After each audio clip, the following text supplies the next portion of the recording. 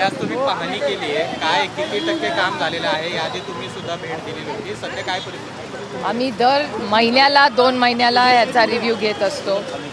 या संपूर्ण भागामध्ये प्रचंड ट्रॅफिकचा हा इश्यू वारंवार होतोय. पुणेकर हा प्रचंड अडचणीत आहे, त्रस्त आहे. खूप कष्ट करून लोक शाळा, कॉलेज, काम ह्याच्यासाठी जात असतात आणि तासनतास पेट्रोल डिझेल वाया जातच, पण वेळही वाया जातो आणि त्याच्यामुळे पुण्याच्या ट्रॅफिकसाठी वारंवार सातत्याने काय सुधारणा करण्यासाठी या सगळ्या माझ्या सहकाऱ्यांच्या मदतीने आम्ही प्रयत्न करत असतो. आज नॅशनल हायवे आणि पुणे म्युनिसिपल कॉर्पोरेशन ह्याचा आमचा रिव्ह्यू होता. ताई, आता उन्हाळा वाढतोय, धरणातला पाणीसाठा कमी होतोय, त्यामुळे जलसंपदा विभागाचं असं म्हणणं आहे की पुणे आणि पिंपरी चिंचवडमध्ये पाणी कपात करावी. त्या संदर्भातली बैठक शुक्रवारी आयोजित केली आहे. तुम्हाला काय वाटतं, पाणी कपातीची खरंच आवश्यकता आहे का? काय केलं पाहिजे? मला असं वाटतं की हा एक गंभीर प्रश्न आहे. आपल्याला आठवत असेल की दादा पालकमंत्री असताना नेहमीच उन्हाळ्याच्या आधी आम्ही सगळेच एक रिव्ह्यू मीटिंग घ्यायचो आणि पाण्याचं नियोजन कसं झालं पाहिजे किंवा व्यवस्थित कसं व्हावं याच्यासाठी मग शेतीचं पाणी असेल, नागरिकांना शहरात लागणारं पाणी असेल, याचं नियोजन नेहमीच करायचो. त्याच्यामुळे ह्याही वेळीच प्रशासनाने जातीने लक्ष घालून लोकांना कुठलीही अडचण येणार नाही याची खबरदारी घेतली पाहिजे.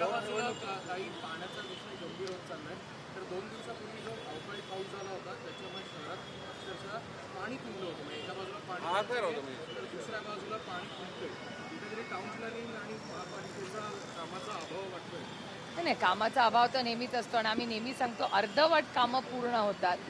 त्याच्यामुळे अनेक वेळा डिलेड प्रोजेक्ट्स असतात किंवा पाण्याचं नियोजन किंवा जे नाले आहेत, सातत्याने वंदनाताई किती वर्ष या नाल्यांबद्दल बोलतायत.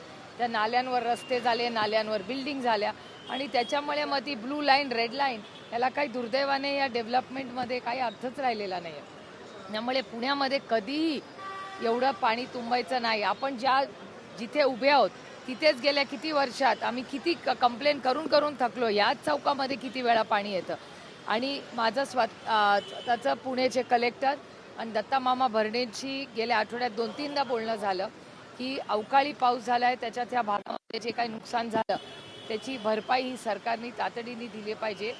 आणि भरणे मामांनी त्याचा एक रिव्ह्यू पण घेतला. तेही मला म्हणाले की काळजी करू नका. कलेक्टरही म्हणाले मला की काळजी करू नका, आम्ही व्यवस्थित नियोजन करतोय. आमचं सगळ्यांचं लक्ष आहे की प्रत्येक शेतकऱ्याला हा न्याय मिळाला पाहिजे आणि शहरामध्ये जी अपूर्ण कामं आहेत किंवा नाले सफाईसाठी एवढा निधी दिला जातो ते व्यवस्थितपणे त्याची अंमलबजावणी होते का नाही हे बघितलं पाहिजे. आणि पावसाळ्याच्या आधी पावसासाठी सगळ्या प्रशासनाने तयारी केली पाहिजे. बारामती संदर्भातला प्रश्न आहे. अजितदादांचं निधन झालं, त्यानंतर ही निवडणूक लागलेली आहे. तुम्ही तिथं उमेदवार दिलेला नाहीये. एक प्रकारे तुम्ही सुद्धा त्याला पाठिंबा दिला आहे. तर प्रचारामध्ये सुनेत्रा पवारांच्या तुम्ही सुद्धा उतरणार आहात का? स्वतः प्रचार करणार आहे का बारामती? अजून काही त्याची चर्चा नाहीच आहे. त्याच्यामुळे जेव्हा चर्चा होईल तेव्हा बघू. बिनविरोधचं काय होणार आहे की नाही? कारण सपकाळांना सगळे आमदार भेटतात, रोहित पवार भेटले. नाही, मला वाटतं रोहित दादांची काल आज सकाळी मीटिंग झाली सपकाळांबरोबर आणि रोहितनी मनापासून दिलगिरीही व्यक्त केली की काँग्रेसच्या बद्दल जे काही वक्तव्य झालं त्यांच्याकडून त्याच्याबद्दल रोहितनी मनापासून दिलगिरी व्यक्त केली की बाबा काय चूक भूल असेल तर माफ करा असं म्हणून रोहितनी जाऊन दिलगिरी व्यक्त केलेली आहे. बघूया काय होतं. ही दिलगिरी पालकमंत्र्यांनी सुद्धा व्यक्त करायला हवी होती आज असं पवार वाटतं स्वतः का? काहीच बोलत नाही. तुम्ही आत्या म्हणून त्याला काही सांगणार की नाही? नाही, हे बघा, आत्या म्हणून जे सांगायचं असतं ना ते घरात सांगायचं असतं, कॅमेरावर नसतं सांगायचं. पार्थ पवारांनी सुद्धा दिलगिरी व्यक्त केली पाहिजे असं वाटतं का? कारण की काल सुद्धा सुनेत्रा पवारांनी हर्षवर्धन सपकाळांना पाठवण्यासाठी फोन केला. मला खरंच याच्यातली काही माहिती नाही. याचं कारण माझं काल कुणाशी बोलणं झालेलंच नाही. एकतर दुसरं, भारतावर जे आर्थिक संकट आलेलं आहे, काल युद्ध थांबलेलं आहे, त्याच्यामुळे पुढच्या काही दिवसात LPG असेल, पेट्रोल डिझेल असेल, ह्याच्यात झालेले काही बदल, त्यातून महिला आरक्षणाचं येणारं बिल, त्याचबरोबर महागाई जी झालेली आहे किंवा गॅसचा तुटवता जो झालेला आहे, ह्या सगळ्या अनेक गोष्टी कालच्या दिवसभरात झालेल्या आहेत.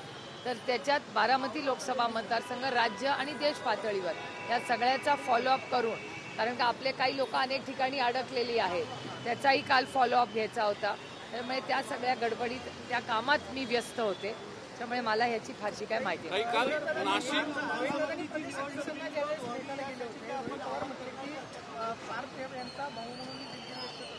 बोलले मी त्याच्यावर. प्रदेशाध्यक्षांनी चिन्हितरांना फोन लावला. चिन्हितर असं म्हटले की राष्ट्रीय हायकमांड जे आहे त्यांना बोलून कळवतो. जर कदाचित प्रदेशाध्यक्षांनी ही भावना राष्ट्रीय हायकमांडकडे मांडली, सुनेत्रा वहिनींनी सुद्धा हायकमांडला फोन केल्याची माहिती आहे. काँग्रेसनं माघार घेईल. मला माहिती नाही, मला आत्ता तरी ह्याच्यावर काही बोलता येणार नाही. पण रोहितनी मनापासून काँग्रेसला जर काही दुखवलं झालं असेल तर मनापासून त्यांनी एक मोठा भाऊ म्हणून अतिशय जबाबदारी पद्धतीने दिलगिरी व्यक्त केलेली आहे. ही चांगल्या संस्कारांची गोष्ट तुम्ही पण आवाहन करणार का काँग्रेसला, कारण तुमचे दिल्लीत नेत्यांशी थेट संबंध आहेत?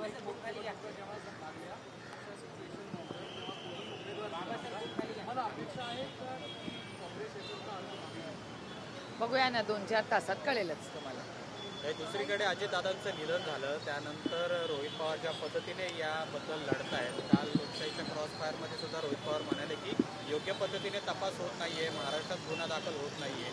कुठेतरी त्यांनी नाराजी व्यक्त केलेली आहे. तुम्ही सुद्धा त्याबाबतचा पाठपुरावा करत असाल तर तुम्हाला काय वाटतं, तुम्ही सुद्धा या तपासाबाबत नाही, समाधानी एक आहात गोष्ट का? आपल्याला सगळ्यांना मान्यच केली पाहिजे की दादाचं निधन झाल्यानंतर सगळ्यात जास्त फॉलोअप किंवा पाठपुरावा, माहिती ही सगळी माध्यमांनी मदत केलीच, पण सगळ्यात जास्त योगदान हे रोहितचं आहे ह्याच्यात. आणि त्याचबरोबर पार्लमेंटमध्ये राष्ट्रवादी काँग्रेस पक्ष, शरदचंद्र पवार, आम्ही सगळ्यांनी दोन्ही हाऊसेसमध्ये हा मुद्दा मांडला. पण मला हे जड अंतकरणाने मी म्हणते की ज्या पद्धतीने आम्हाला अपेक्षा होती की ह्याच्यावर चर्चा आपलं असेंब्लीमध्ये झाली पाहिजे, त्या पद्धतीने झाली नाही.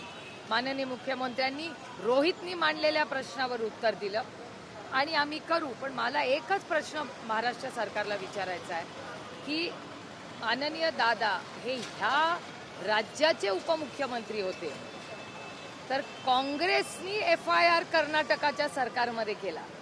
म्हणजे काँग्रेस पक्षाच्या बरोबर दादानी अनेक वर्षे एकत्र काम केलं आणि दादा गेल्यानंतर FIR करायला रोहितला काँग्रेसच्या सरकारकडे जावं लागलं आणि ज्या सरकारमध्ये दादा होता त्या सरकारने FIR करायला असा स्टँड किंवा नाकार का दिला, हे एक मोठं प्रश्नचिन्ह महाराष्ट्राच्या प्रत्येक नागरिकाच्या मनात आहे आणि बहीण म्हणून अर्थातच माझ्या मनात आहे.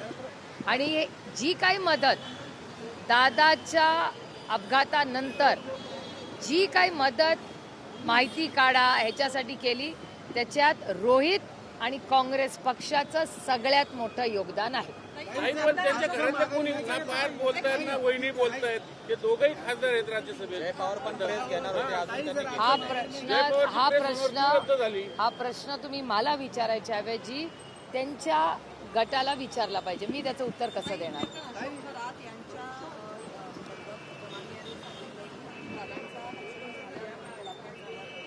त्याच्या आधीचे पण SMS होते आणि नंतरचे पण SMS आता समोर येत आहेत. काय सांगाल की ज्या प्रकारे आणि दादांवर फोटोवर पण हे बघा, माननीय अंजलीताई दमानिया ह्या एक जबाबदार भारतीय आहेत. सातत्याने ज्या चुकीच्या गोष्टी होताना त्यांना दिसतात त्या अतिशय निर्भीडपणे, त्या कुणाला घाबरत नाही.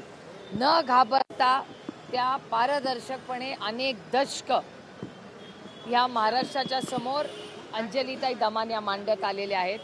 अंजलीताईंकडे काही बातमी किंवा माहिती असेल तर त्यांनी ती जी माध्यमांसमोर मांडली आहे याचं मी मनापासून स्वागत करते. आणि माझी अंजलीताईंना विनम्र विनंती आहे, ते आहे बघत असल्या तर, की अंजलीताईंनी ही सगळी माहिती ही सरकारला दिलीच पाहिजे. आणि जी काही SIT वगैरे ह्याच्यात केलेली आहे, आमची अपेक्षा आहे की महाराष्ट्राच्या माननीय मुख्यमंत्र्यांनी ह्याची नोंद घेतली पाहिजे. पण सीनियर म्हणून आले ते सांगतच नाही तर.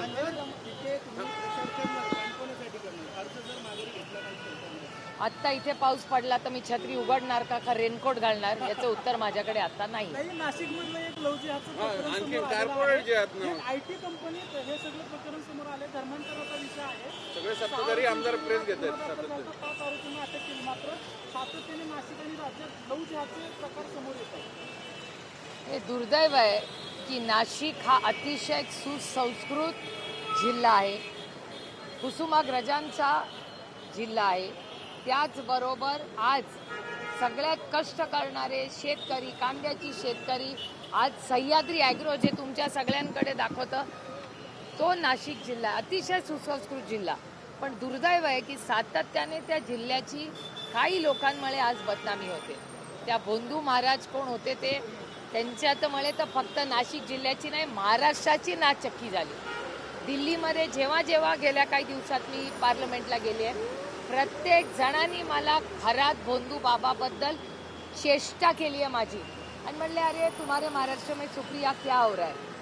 म्हणजे इतकं वाईट वाटतं की ज्या छत्रपतींच्या महाराष्ट्रामध्ये, शाहू फुले आंबेडकरांच्या महाराष्ट्रात आम्हाला सार्थ अभिमान आहे की जेव्हा जेव्हा या देशात क्रांती झाली, सामाजिक परिवर्तन झालं, ते तुमच्या आणि माझ्या महाराष्ट्राच्या मातीतून सुरू झालं.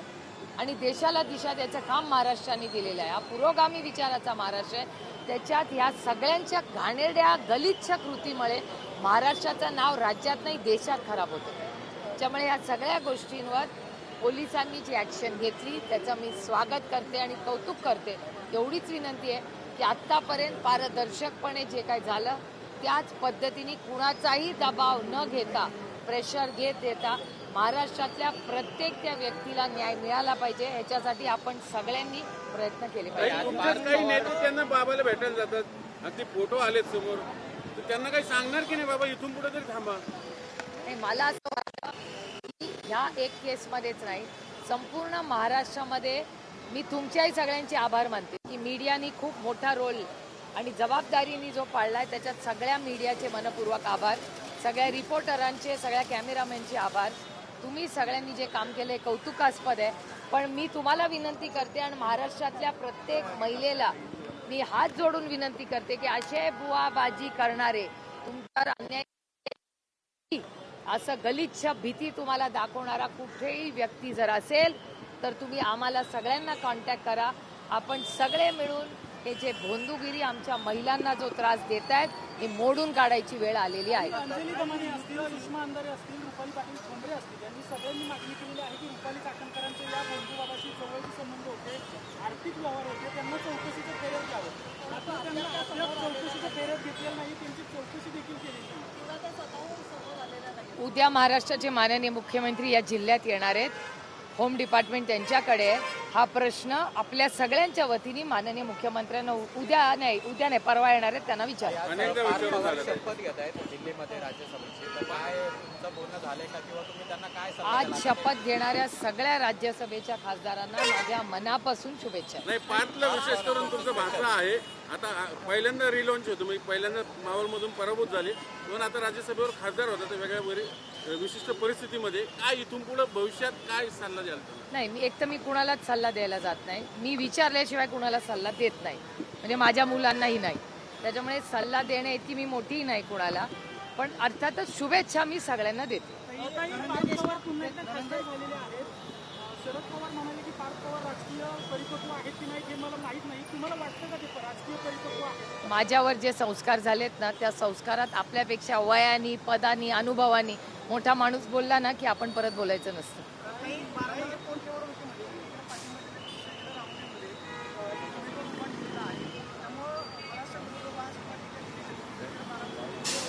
म्हणणं माझ्या झालं की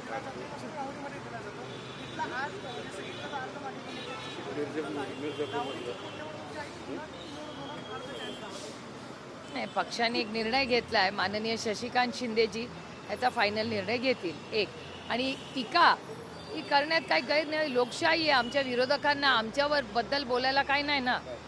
एरवी काय व्हायचं, भ्रष्टाचाराचे आरोप असते तसे, हे काय आमच्यावर करण्यासारखी काही परिस्थिती नाही. आणि इथला तो हक बनताय नाही. लोकशाही आहे, इथला तो हक बनताय. नाही, आता साहेब म्हणले की बारामती बिनविरोध व्हावी असं काँग्रेसला त्यांनी आवाहन केलं.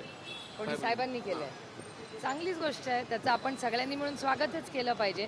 आणि राष्ट्रवादी काँग्रेस पक्षाची पहिल्या दिवसापासून भूमिका आणि भावना दोन्ही राहिलेल्या आहेत. आमची भावना पण तीच आहे आणि आमची भूमिकाच ती आहे. आणि राष्ट्रवादी काँग्रेस पक्ष, शरदचंद्र पवार हा पहिला पक्ष होता ज्यांनी पहिल्याच दिवशी सांगितलं की जर निवडणूक अनाऊन्स आता होणार आहे तर आम्ही अर्थातच दादाला आदरांजली आणि श्रद्धांजली. आणि दादा ज्या पद्धतीने म्हणजे कुणाच्या ध्यानी मनीही नाही अशी घटना झाली. अजूनही मलाही कधी कधी विश्वास बसत नाही की दादा नाही आहे.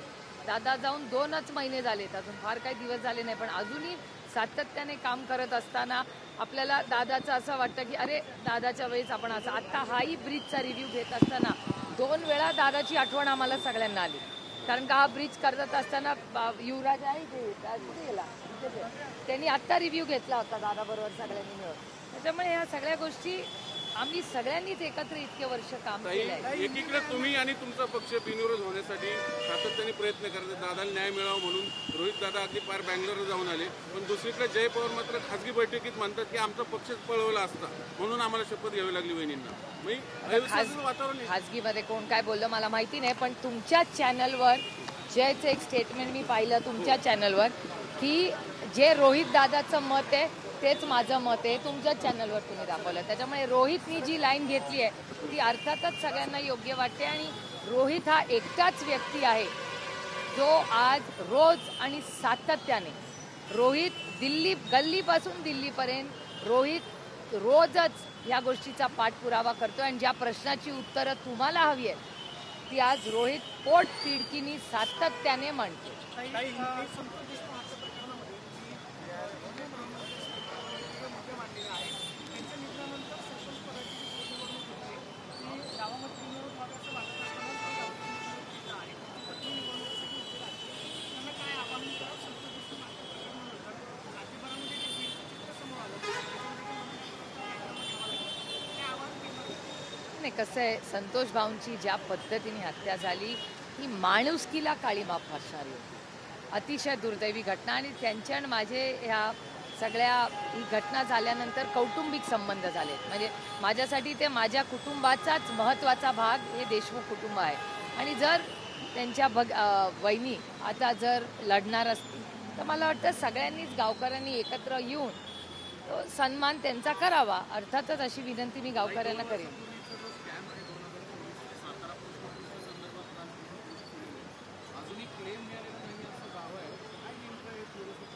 काल तिथले लोक मला भेटले आणि त्याचं म्हणणं आहे की एक मोठा स्कॅम तिकडे झालेला आहे. आधीही त्याचा मी फॉलोअप घेतलेला होता. अजून त्याच्यावर भारत सरकारने कुठली ॲक्शन घेतलेली नाही. म्हणून पुन्हा मी त्याचा काल ट्विट केलेला आहे. आणि 16, 17, 18ला मी जाणार आहे दिल्लीला, तेव्हा त्या मंत्रालयाची गाठ घेऊन पुढे त्याचा मी स्वतः फॉलोअप आहे. समरजित गाडगेंनी पुन्हा भाजपमध्ये प्रवेश केला आहे. वर्षभरापूर्वी विधानसभेच्या निवडणुकीत तुमच्या पक्षामध्ये आले. काल बोलताना ते असं म्हणाले की माझा मूळ पक्ष हा भाजपचाच आहे, मी भाजपचाच आहे. तर हे सगळे राजकीय नेते आहेत ते त्यांच्या गरजेसाठी अशा पद्धतीने पक्षप्रवेश करतात का? म्हणजे तुमच्या पक्षात त्यांनी प्रवेश केला आणि विधानसभा सुद्धा लढवली आणि वर्षभरात सुद्धा. मी तुम्हाला सांगू का, ही लोकशाही आहे. लोकशाहीमध्ये प्रत्येकाला कुठला निर्णय घ्यायचा हा त्याला अधिकार भारतरत्न डॉक्टर बाबासाहेब आंबेडकरांच्या संविधानाने दिला आहे. त्याच्यामुळे कोणी काय निर्णय घ्यायचा हा त्याचा वैयक्तिक निर्णय आहे.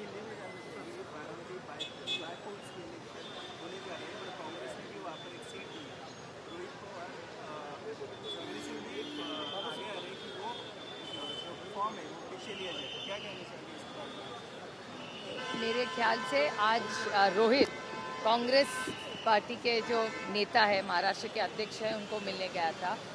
और जो कांग्रेस के बारे में कहा गया उसके बारे में उसने जाके कांग्रेस की माफ़ी भी मांगी कि जो स्टेटमेंट आया मैं गलत हो गया. कांग्रेस का और हमारे 60 दशकों के आदरणीय पवार साहब पहली बार जो खड़े हुए कांग्रेस के टिकट पे ही खड़े हुए. और मेरे भाई, बड़े भाई अजीत दादा पवार, ये भी जब लड़े तो कांग्रेस के ही टिकट में लड़े. इसलिए कांग्रेस के, अजीत दादा के और हमारे सिर्फ पारिवारिक वैचारिक संबंध नहीं, एक विश्वास का बहुत सालों का नाता रहा है. और जो कहा गया उसके रोहित को हमारी तरफ, सबकी तरफ से रोहित ने जाके वहाँ बोला कि मुझे बहुत दुख हुआ, मैं माफ़ी मांगता हूँ. ये एक बहुत मैच्योर लाइन रोहित ने ली है. और आगे बहुत सारे लोगों से बात हो रही है, देखते हैं क्या होता है.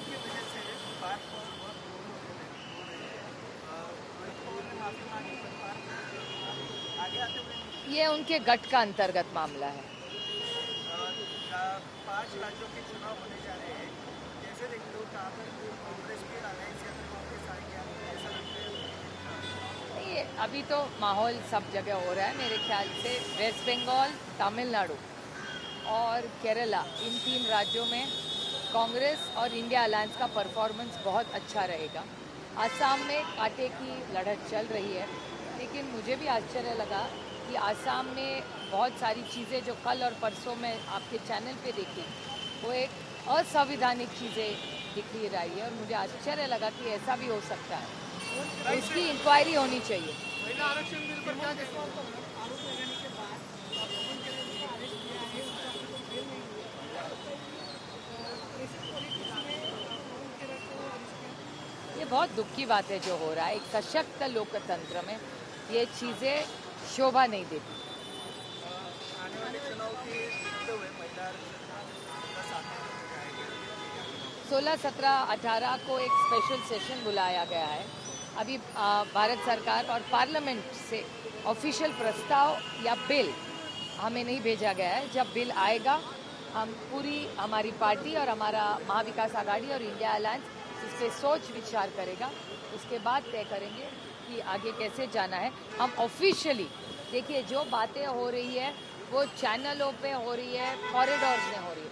एक ऑफिशियल प्रस्ताव सरकार की तरफ से नहीं आया। जब आएगा तो विस्तार से मैं आपसे उसके बात करूँगी। News is about cease fire हो गई है, पर भी फिर भी इसराइल से अटैक किया गया है और स्टेट और हॉर्मुज फिर से बंद हो गया है। ये बहुत दुख की बात है क्योंकि कल सबको उम्मीद थी, क्योंकि कोई भी जो युद्ध होता है वो किसी के लिए जीत नहीं होता। इसमें सब बच्चे, महिला, उनका ही नुकसान सबसे ज़्यादा होता है। तो ये बहुत दुख की बात है। जब एक अग्रीमेंट हुआ था कि अब सबको लग रहा था कि दुनिया में शांति होगी, तो शांति की तरफ हम जा रहे थे और ये हो रहा है, ये बहुत दुख की बात है। भाई नवाज शरीफ उन्होंने बीच में मतलब बातचीत की है दोनों दिवसों से, पर पंतप्रधान नरेंद्र मोदी कहीं पर भी आगे आते हुए नहीं दिखे। फिलहाल उनका ट्वीट भी नहीं दिख रहा है इस सभी मामलों पर। नहीं, फॉरेन पॉलिसी भी की क्या लाइन है सरकार पे, हम भी रुके हुए हैं। ऑफिशियल स्टेटमेंट आएगा, तो जब ऑफिशियल स्टेटमेंट आएगा तो देखते हैं। नहीं तो हम पार्लियामेंट में जब जाएंगे तब ज़रूर भारत सरकार को पूछेंगे कि एमबीए की ऑफिशियल लाइन क्या है और देश क्या सोच रहा है। विश्वगुरु कहने जाने वाले नरेंद्र मोदी इस बारे में क्या कहना है इस बारे में ऑपोजिशन करके? नहीं, ये ऑपोजिशन का सवाल नहीं, देश का सवाल है और दुनिया का सवाल है। तो हमें अपेक्षा है कि जयशंकर जी इस पे एक ऑफिशियल स्टेटमेंट करें और हम जब पार्लियामेंट में 16 तारीख को जाएंगे ज़रूर इसकी मांग करेंगे कि भारत सरकार की लाइन क्या है और फॉरेन पॉलिसी पे क्या तय हुआ है। क्योंकि ऑल पार्टी मीटिंग जब हुई थी तब विस्तार से इस पे बात हुई थी। उसके आगे भारत सरकार ने क्या किया उसका ब्रीफिंग भारत सरकार ने हम सबको करना चाहिए। ताई तुम्ही आधी बस ना आता. ये बहुत चिंता है। हमने इसीलिए पार्लियामेंट पे मैं खुद भी बोली थी, इंडिया अलायंस के सारे हमारे मित्र पक्ष भी बोले, इसीलिए हमने एक ऑल पार्टी मीटिंग भी बुलाई थी और उस ऑल पार्टी मीटिंग में हमने ये सब मांगे सबकी तरफ से रखे हुए हैं। ताई तुम्ही बोपदेव घाटातनं नेहमी जाता, पण काल संजय जगताप जे नुकतेच भाजपवासी झालेले आहेत, काल भगवा पंच घालून त्यांनी मोर्चा काढला आणि ते म्हणले की या घाटातनं हिंदूंना जाऊ दिलं जात नाही वगैरे. एकीकडे हिंदुत्ववादी सरकार आहे, पुन्हा हिंदूच मोर्चे काढतात गोंडव्यासारख्या भागातनं. काय करायचं यांना नेमकं? नाही, मला नाही माहिती, मी याच्यावर कानावर आली नाही ही बातमी. पण मी बापदेव घाटातून नेहमीच जाते. तो माझा रोजचाच, म्हणजे आठवड्यातून 2 वेळा तरी मी बापदेव घाटात जाते आणि मी 24 तास असते त्या घाटामध्ये. म्हणजे रात्री उशिरा जाते, सकाळी येते. त्यामुळे संजयंना मी फोनच नक्कीच करीन, कारण का आपल्यात ते ज्या पक्षात आहेत त्याच राज्याचे होम मिनिस्टर आहेत, गृहमंत्री त्यांचेच आहेत. तर संजय त्यांच्याच स्वतःच्या गृहमंत्र्यावर अविश्वास का दाखवत आहेत हे चिंताजनक आहे. आणि योगायोगाने 11 तारखेला देवेंद्रजीही पुरंदरला येणारच आहेत. तर मला लक्ष घालावं लागेल की म्हणजे मला देवेंद्रजींना सांगायला लागेल की तुमच्याच पक्षाच्या एखाद्या व्यक्तीला जर असुरक्षित वाटत असेल तर हे अतिशय चिंताजनक आहे की एखाद्या भारतीय जनता पक्षाच्या नेत्याला जर महाराष्ट्रात पुणे जिल्ह्यामध्येच अस्वस्थ वाटत असेल तर हे देवेंद्रजींपर्यंत पोचणं ही माझी नैतिक जबाबदारी आहे. आणि त्याच पुरंदर तालुक्यात जिथे त्यांना अस्वस्थ वाटते त्याच तालुक्यामध्ये माननीय मुख्यमंत्री येणार आहेत.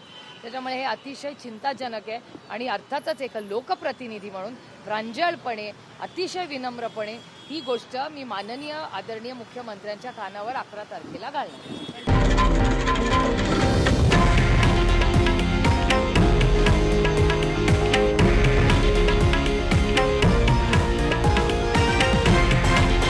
हे आहे देशातील नंबर 1 न्यूज नेटवर्क आणि आपण पाहत आहात TV9 मराठी, एकमेव.